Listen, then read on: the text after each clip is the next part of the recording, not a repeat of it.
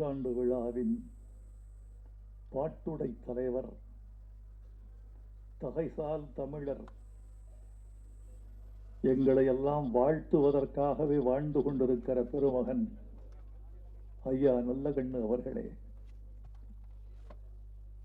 தன் தோழனுக்கு தோள் கொடுத்து இந்த நூற்றாண்டு விழாவை தன் தோள்களில் தூக்கி சுமந்து நிகழ்த்தி கொண்டிருக்கிற எங்கள் வணக்கத்திற்குரிய ஐயா பழ நெடுமாறன் அவர்களே,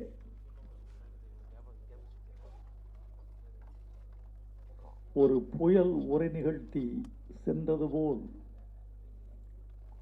உரையாற்றி சென்றிருக்கிற வைகோ அவர்களே, மேடையில் அமர்ந்திருக்கிற மேன்மைக்குரிய பெருமக்களே, அரங்கில் அமர்ந்திருக்கிற நண்பர்களே, சான்றோர்களே, தாய்மார்களே, பாசத்திற்குரிய பத்திரிகையாளர்களே, ஊடக உறவுகளே, உங்கள் அனைவருக்கும் எனது அன்பான வணக்கத்தை தெரிவித்துக் கொள்கிறேன். இந்த மன்றத்தில் யாருக்கும் இல்லாத ஒரு சிறப்பு ஐயா நல்லகண்ணு அவர்களுக்கு இருக்கிறது. நல்லகண்ணு ஐயா ஒருவர்தான் இந்த மன்றத்தில் அந்த சிறப்புக்குரியவர்.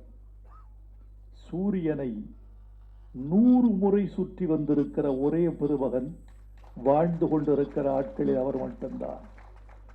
இந்த பூமி 100 முறை சூரியனை சுற்றி வந்தால் பூமி என்ற ஊடகத்தின் மீது நின்று கொண்டு அவரும் சூரியனை 100 முறை சுற்றி வந்திருக்கிறார். நான் 70 முறை சுற்றி வந்திருக்கிறேன். சிலர் 80 முறை சுற்றி வந்திருக்கிறார்கள். சிலர் 50 முறை, சிலர் 40 முறை சுற்றி இருக்கலாம். 100 முறை சுற்றி வரக்கூடிய வாய்ப்பு நல்லகண்ணு ஐயா அவர்களைப் போல எத்தனை பேருக்கு வாய்க்கும் என்பதுதான் எனக்கு தெரியவில்லை. நீங்கள் ஒருவரை வாழ்த்துகிற பொழுது 100 ஆண்டு வாழ்க என்று வாழ்த்துவீர்கள். இவரை எப்படி வாழ்த்துவீர்கள்? இவரை நீங்கள் விரும்பும் வரை வாழ்க என்றுதான் வாழ்த்த வேண்டும். நண்பர்களே, இந்த மாமன்றத்தில் அதிகமாக உச்சரிக்கப்பட்ட ஒரு வார்த்தை என்ன என்று கூர்ந்து கவனித்தீர்களா? செவி உள்ளவர்கள் கவனித்திருப்பீர்கள். நுட்பமான பார்வை உள்ளவர்கள் அந்த வார்த்தையை அடிக்கோடிட்டிருப்பீர்கள். இந்த மன்றத்தில் அதிகமாக உச்சரிக்கப்பட்ட வார்த்தை நல்ல கண்ணு என்பது அல்ல, தோழர் என்பது கூட அல்ல, பொதுவுடைமை இயக்கம் என்பது கூட அல்ல.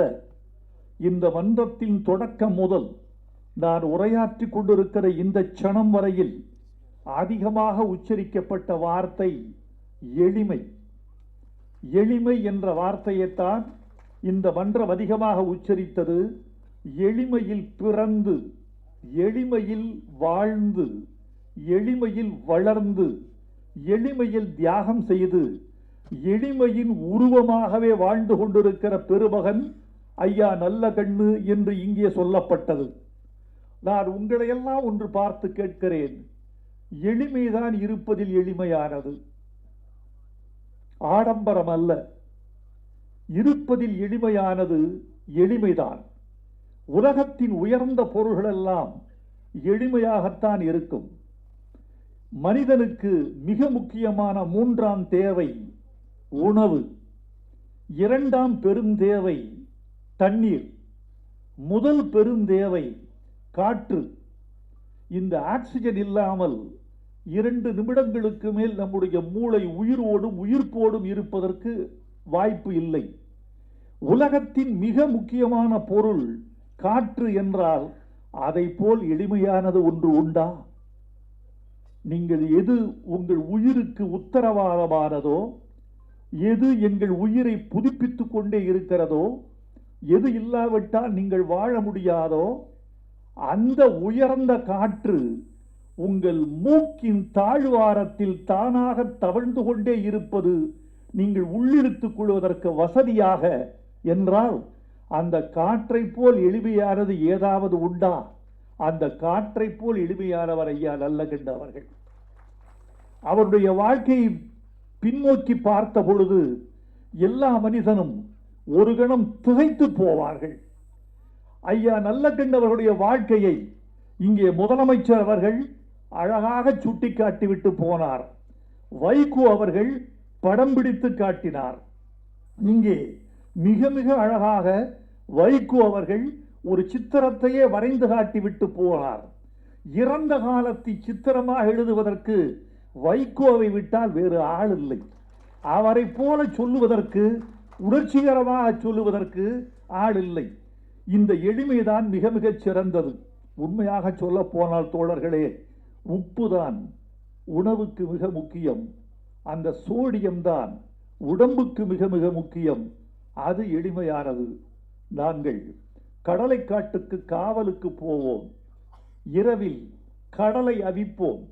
கடலையை எடுத்து ஒரு மண்சட்டியில் அவிப்போம். அப்படி அவிக்கிற பொழுது உப்பு கிடைக்காது, உப்பு இருக்காது. கடலை இருக்கும், அடுப்பு இருக்கும், மண்சட்டி இருக்கும், அவிக்கலாம், தண்ணீர் இருக்கும், உப்பு இருக்காது. அந்த உப்புக்கு மாற்று என்று கிராமத்தான் ஒன்று கண்டுபிடித்திருந்தான். அதுதான் தும்பை குழை.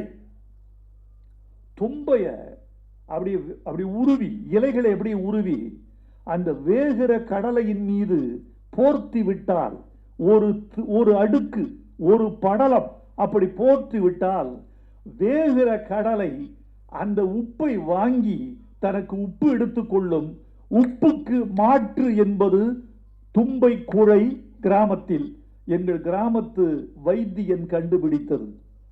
கம்யூனிஸ்ட் கட்சி காந்தி என்ற ஒரு உப்பை தேடியது. காந்தி என்ற உப்பு கம்யூனிஸ்ட் கட்சிக்கு கிடைக்கவில்லை. நல்ல கண்ணு என்ற தும்பை குழைதான் அவர்களுக்கு கிடைத்தது. உப்புக்கு மாற்று என்பது தும்பை குழை என்பது கிராமத்தான் கண்டுபிடித்தது மாதிரி, காந்திக்கு மாற்று கம்யூனிஸ்ட் கட்சியில் நம்முடைய நல்ல கண்ணு என்ற வார்த்தையை நீங்கள் எழுதி வைத்துக் கொள்ளுங்கள். இப்படி ஒரு மனிதன், காந்தி இறந்த பொழுது ஐன்ஸ்டீன் சொன்னார், இப்படி ஒரு மனிதன் ரத்தமும் சதையும் எலும்புமாய் வாழ்ந்தான் என்பதை நாளைய உலகம் ஒப்புக்கொள்ளாது என்று சொன்னான். அடுத்த நூற்றாண்டில், இந்த நூற்றாண்டில் இப்படி ஒரு அரசியல்வாதி வாழ்ந்தான் என்பதை எதிர்கால தலைமுறை நம்பாது. அந்த நம்ப மாட்டாத ஒரு மனிதன் தான் இன்றைக்கு நம்மிடையே வாழ்ந்து கொண்டிருக்கிறார். அவர் பல்லாண்டு வாழ வேண்டும்.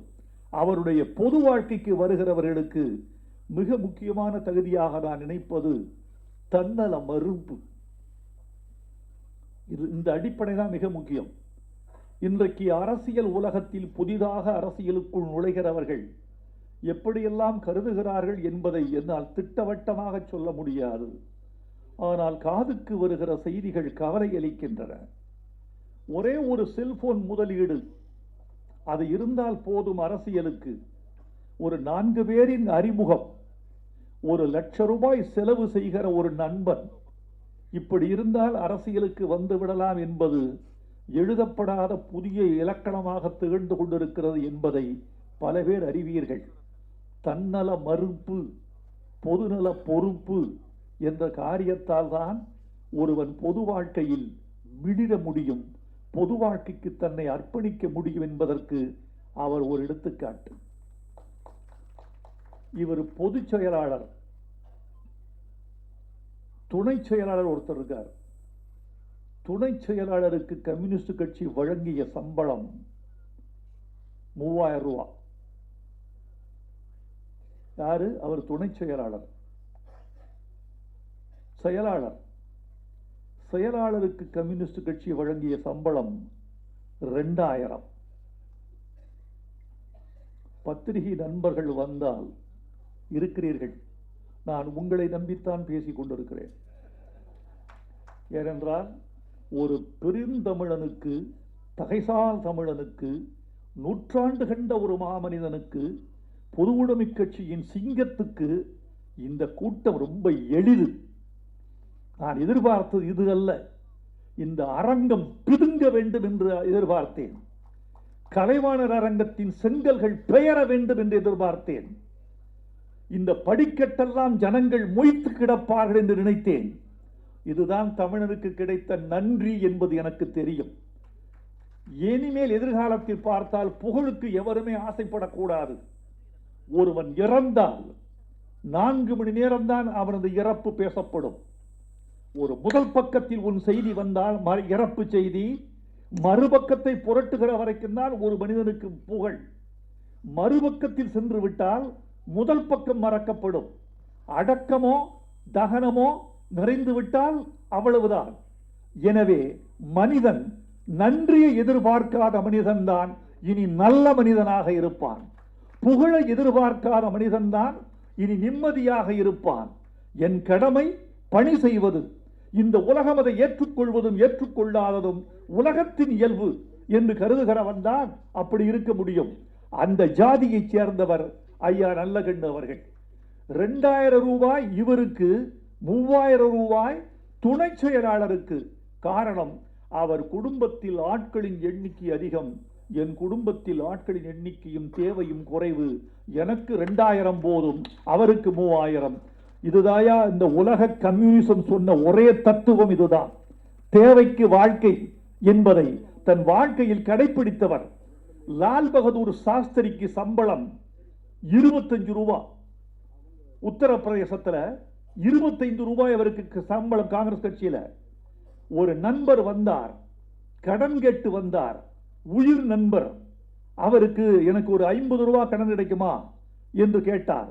இல்லை, என் வீட்டுக்கு சம்பளம் 25 ரூபாய், என் மனைவி அதை கையாளுகிறாள், ஆனால் என்னிடம் பணம் இல்லை என்றார் லால் பகதூர் சாஸ்திரி. மனைவி உள்ளே போனார், 50 ரூபாய் எடுத்துக்கொண்டு வந்து அவருக்கு கொடுத்தார். கொடுத்தவுடன் அவர் பெற்றுக்கொண்டு நன்றி என்று போய்விட்டார்.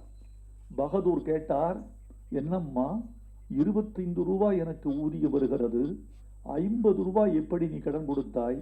உண்மையாக என்னிடத்தில் இல்லை, உன்னிடத்தில் இருக்கிறது என்பதும் எனக்கு தெரியவில்லை, எப்படி 50 ரூபாய் கொடுத்தாய்? அந்த 25 ரூபாயில் மாதம் 5 ரூபாய் மிச்சம் செய்தேன், அதிலிருந்து கொடுத்த காசைத்தான் உங்கள் நண்பருக்கு கொடுத்தேன். நேர கட்சி ஆபீஸுக்கு போனார் லால் பகதூர். இதுதான் கிளைமாக்ஸ். நேர கட்சி ஆபீஸுக்கு போனார் லால் பகதூர் சாஸ்திரி. செயலாளர் கூட சொன்னார், என் குடும்பத்துக்கு எவ்வளவு தருகிறீர்கள் மாதம்? 25 ரூபாய். தயவு செய்து 5 ரூபாயை குறைத்துக் கொள்ளுங்கள். என் மனைவி 20 ரூபாயில் குடும்பம் நடத்தக்கூடிய வித்தையை கற்று வைத்திருக்கிறாள். எனவே 5 ரூபாய் என்பது ஆடம்பரம்.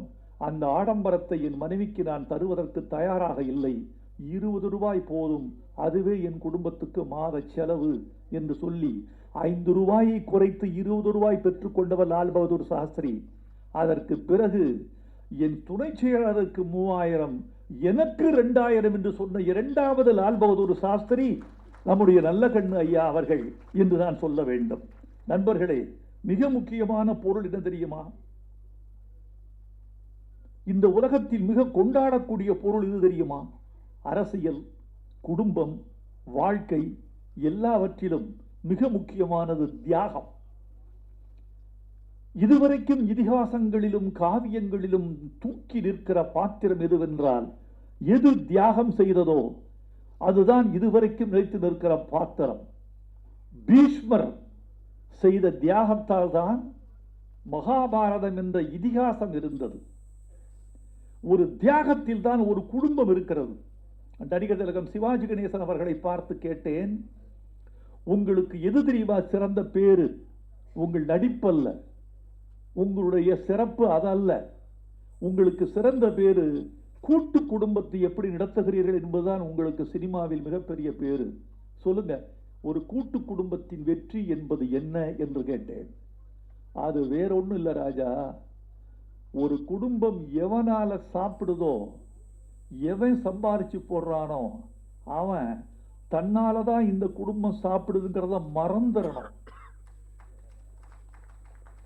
கூட்டு குடும்பத்தின் வெற்றி இதுதான். ஒரு கட்சியின் வெற்றியும் அதுதான். என்னால் தான் இந்த கட்சி, என் தியாகத்தால் தான் இந்த கட்சி என்பதை தியாகம் செய்பவன் மறந்து விடுகிறான். அப்படி தன் தியாகத்தையே மறந்து சராசரி மனிதனாக தன்னை காட்டிக் கொண்டிருக்கிற பெருமகன் நம்முடைய ஐயா நல்லகண்ணு அவர்கள் என்று சொல்ல வேண்டும். சுதந்திர இந்தியாவில் கம்யூனிஸ்ட் கட்சியை போல அதிகமான விலை கொடுத்த கட்சி எதுவும் இல்லை. சுதந்திர இந்தியா வேட்டையாடியது பலரை. இந்தியாவின் சுதந்திரம் வேட்டையாடியது. இந்திய அரசாங்கம் வேட்டையாடியது கம்யூனிஸ்ட் கட்சிகளையும் கம்யூனிஸ்ட் தலைவர்களையும் போல வேட்டையாடப்பட்டவர்கள் இல்லை. கல்கத்தாவின் மாநாட்டுக்கு பிறகு தெலுங்கானாவில் ஒரு ஆயுத புரட்சி நடந்தது. அந்த தெலுங்கானாவின் ஆயுத புரட்சி தான் ஒரு பெரிய தடைக்கு வித்திட்டது. இப்போது சொல்கிறேன் தோழர்களே, என் கருத்து சரியா தவறா என்று மாத்திரம் நீங்கள் யோசித்து பாருங்கள். கம்யூனிஸ்ட் கட்சி மட்டும் தடை செய்யப்பட்டாராவிட்டால் 67இல் திமுகவுக்கு பதிலாக கம்யூனிஸ்ட் கட்சிகள் தான் ஆட்சி ஏற்றிருப்பார்கள். கம்யூனிஸ்ட் தான் தமிழ்நாட்டை ஆண்டிருக்கும். இந்த கருத்தில் எனக்கு சின்ன வயதிலிருந்து ஒரு அழுத்தம் திருத்தமான நம்பிக்கை இருக்கிறது. திராவிட இயக்கத்தை கம்யூனிஸ்டுகளை வாங்கி திராவிட இயக்கம் வளர்ந்தது. எம்ஜிஆர் சொன்னார், எனக்கு என் பதவிக்கு ஒரு நாற்காலி இருக்கிறது, அந்த நாற்காலிக்கு 4 கால்கள் இருக்கின்றன. இந்த 4 கால்களில் ஒரு கால் பட்டுக்கோட்டை கல்யாண சுந்தரம் கொடுத்த கால். பட்டுக்கோட்டை கல்யாண சுந்தரம் என்ற பொதுவுடைமை கவிஞன் எழுதிய பாட்டு என்னை இந்த நாற்காலியில் அமர்த்தி வைத்தது என்று எம்ஜிஆர் சொன்னார். கம்யூனிசத்தை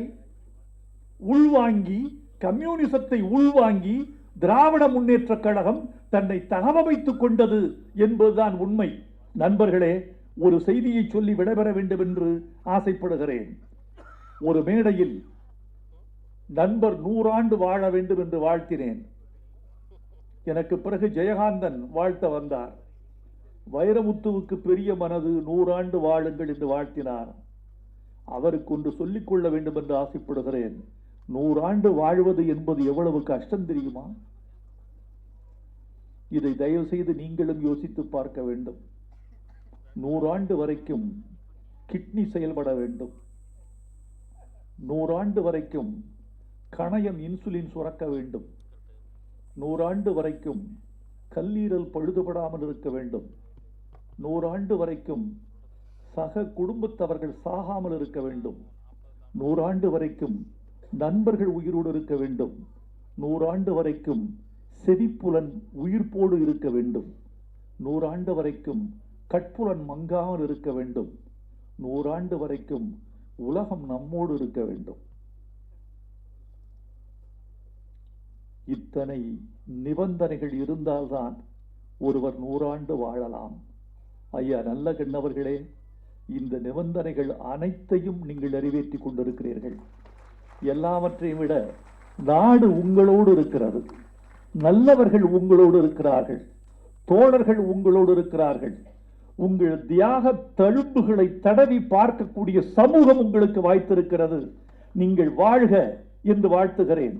எதுவரைக்கும் அல்ல, நான் முன்னால் சொன்ன வரைக்கும் நீங்கள் எதுவரைக்கும் விரும்புகிறீர்களோ இந்த சமூகத்தில் வாழலாம் என்று இந்த சமூகத்துக்கு எவ்வளவு தகுதி இருக்கிறதோ அதுவரைக்கும் நீங்கள் வாழ வேண்டும் என்று வாழ்த்தி விடைபெறுகிறேன்.